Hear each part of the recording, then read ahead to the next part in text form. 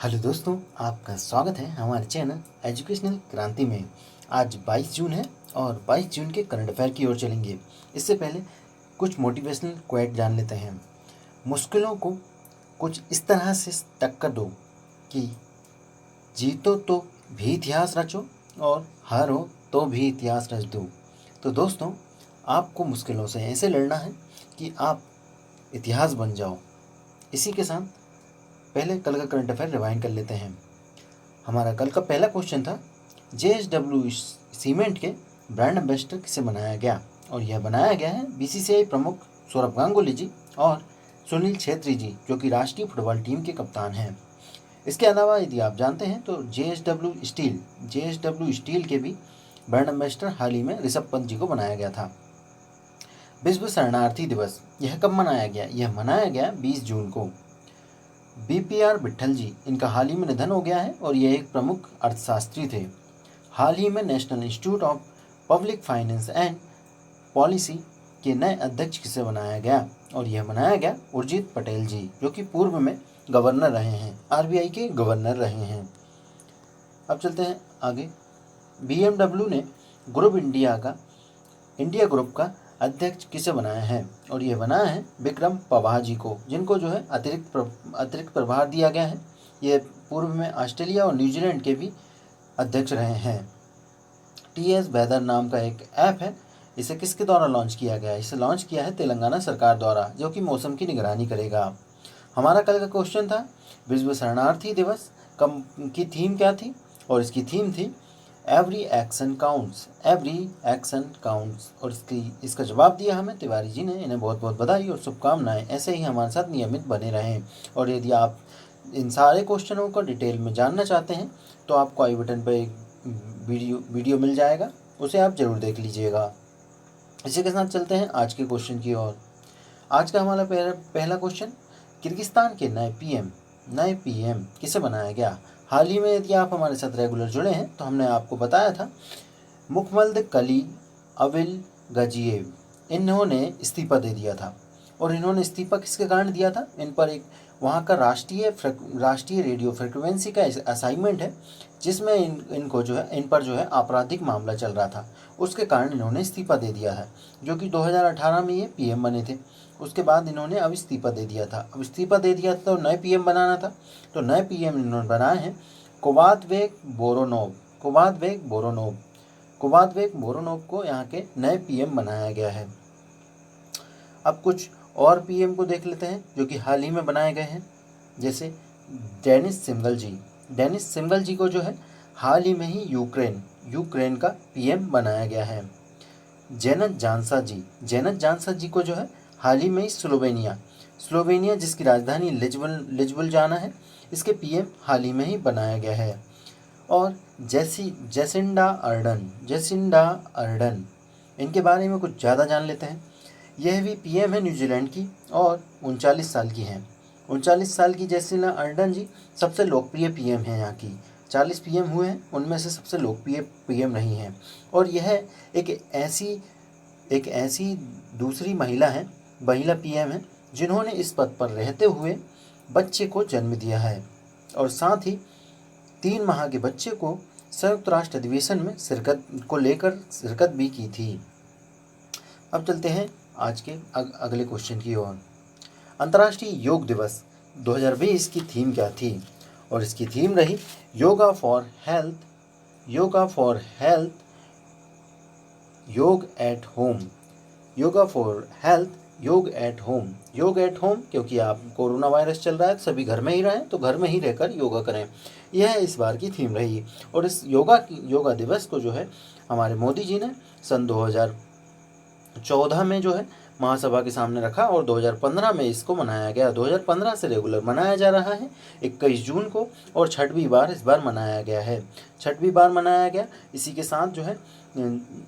के साथ इन्होंने हाल ही में एक ब्लॉगिंग प्रतियोगिता भी चलाई थी, माई लाइफ माई योगा, जो कि ब्लॉगिंग प्रतियोगिता आयुष मंत्रालय और भारतीय सांस्कृतिक परिषद ने मिलकर बनाया था। जिसमें पुरस्कार भी रखा गया था 1 लाख रुपए का, और दूसरे पुरस्कार को 50,000 और तीसरे व्यक्ति को 25,000।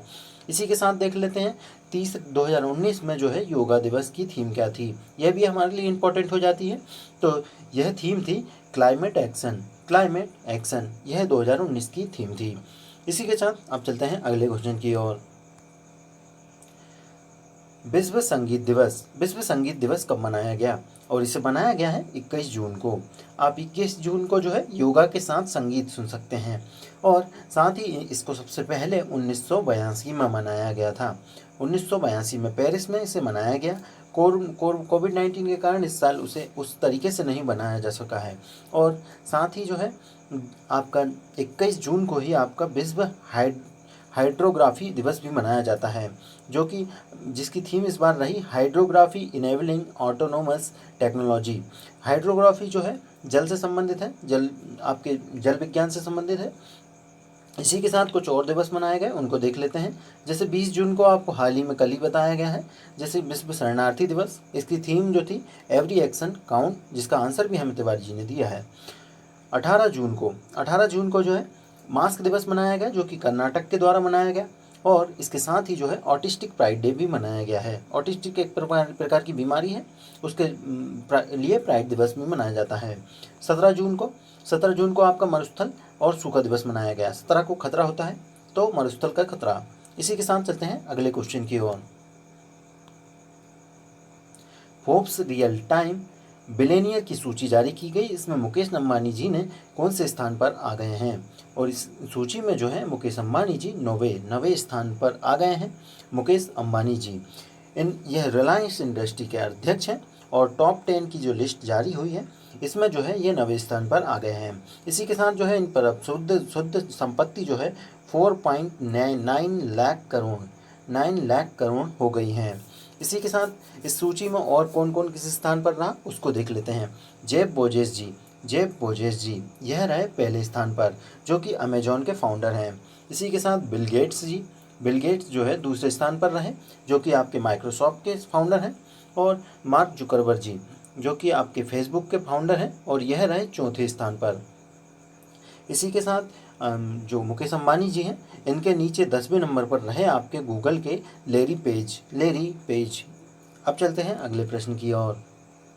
किस फार्मा कंपनी ने हल्के व मध्यम कोविड-19 रोगियों के उपचार के लिए एंटीवायरल ड्रग बनाया है, और यह बनाया है ग्लेनमार्क फार्मास्यूटिकल्स के द्वारा इसे बनाया गया है।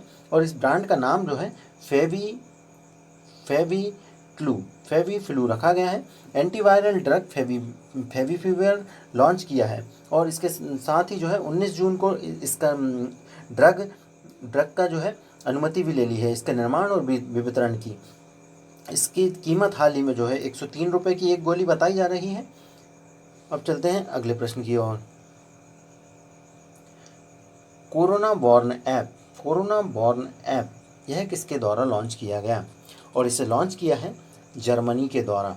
जर्मनी ने इस ऐप को लॉन्च किया है, और इस ऐप में जो है आप कोरोना वायरस के बचाव के लिए इसको लॉन्च किया है। लोगों के बीच सोशल डिस्टेंसिंग के लिए ब्लूटूथ का इस्तेमाल किया जाएगा इस ऐप में, और भी जगह जो है लोकेशन का इस्तेमाल किया जा रहा है, और जो ऐप लॉन्च किए गए हैं। और इस ऐप से उम्मीद है कि यहाँ के पर्यटन को सुरक्षित रूप से पुनर्जीवित किया जा सकेगा कोरोना काल में। इसी के साथ जर्मनी की बात हुई है, तो जर्मनी की जो राजधानी है वो है बर्लिन, और यहाँ की जो चांसलर हैं वो है एंजेला मार्केल जी। इसी के साथ ऑस्ट्रेलिया आप देख ही पा रहे होंगे, तो ऑस्ट्रेलिया ने भी एक ऐप लॉन्च किया था कोरोना के लिए ही, वो था कोविड सेफ। और इसी के साथ भारत ने भी ऐप लॉन्च किया है, जो कि आरोग्य सेतु, जिसने कि रिकॉर्ड भी बनाया है सबसे ज़्यादा डाउनलोड होने का। इसी के साथ ही जो है बांग्लादेश ने भी हाल ही में एक ऐप लॉन्च किया है, जिसका नाम है कोरोना ट्रेजर BD ऐप। अब चलते हैं अगले प्रश्न की ओर। भारतीय रेलवे ने automatic ticket checking management access आत्मा नाम से एक मशीन स्टेशन पर लगाई है। किस स्टेशन पर लगाई गई है? इसे लगाया गया है नागपुर रेलवे स्टेशन पर। लगाया गया, और इसे इसलिए लगाया गया कि ये अपनी तरह की एक पहली मशीन है जिसके द्वारा कोविड-19 के प्रसार को रोकने का प्रयास किया जाएगा। इससे जो इसका लाभ क्या होगा टिकट की जो चेकिंग है वो इसके द्वारा की जा सकेगी। इसके साथ ही जो है ये 4 चीज़ों को चेक करेगा ये मशीन। मास्क को चेक करेगा, आपके मास्क लगा है या नहीं, पैसेंजर की आईडी को चेक करेगा, उसके पास टिकट है कि नहीं उसको चेक करेगा, और बॉडी टेम्परेचर को भी चेक करेगा, क्योंकि कोविड-19 के लिए जो है बॉडी टेम्परेचर को भी इम्पॉर्टेंट हो जाता है। अब चलते हैं कुछ महत्वपूर्ण तथ्य देख लेते हैं।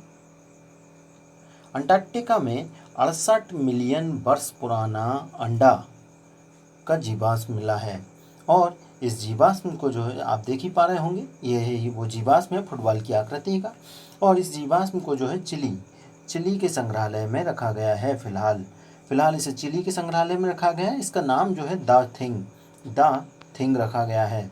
इसी के साथ इसको जो है माना गया है, ये मोगासोर जो कि एक डायनासोर के साथ रहता था पूर्व में, उसका ये अंडा माना जा रहा है। इसी के साथ जो है अरुणाचल प्रदेश में मछली की एक नई प्रजाति मिली है। इसका नाम जो है सिजोथोरैक्स सिकुरीमेंसिस रखा गया है। और ये जो नाम है ये यहाँ की अरुणाचल प्रदेश की नदियों के नाम पर रखा गया है। अब चलते हैं आज के प्रश्न की ओर। हमारा आज का प्रश्न रहा, कोरोना वायरस से लड़ने के लिए ऑस्ट्रेलिया द्वारा कौन सा ऐप लॉन्च किया गया। यदि आप जानते हैं तो आप हमें कमेंट करके बताएं, और आपको वीडियो कैसा लग रहा है ये हमें लाइक करके बताएं।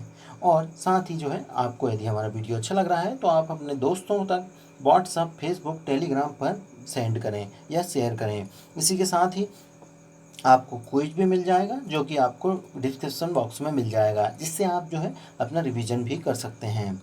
धन्यवाद।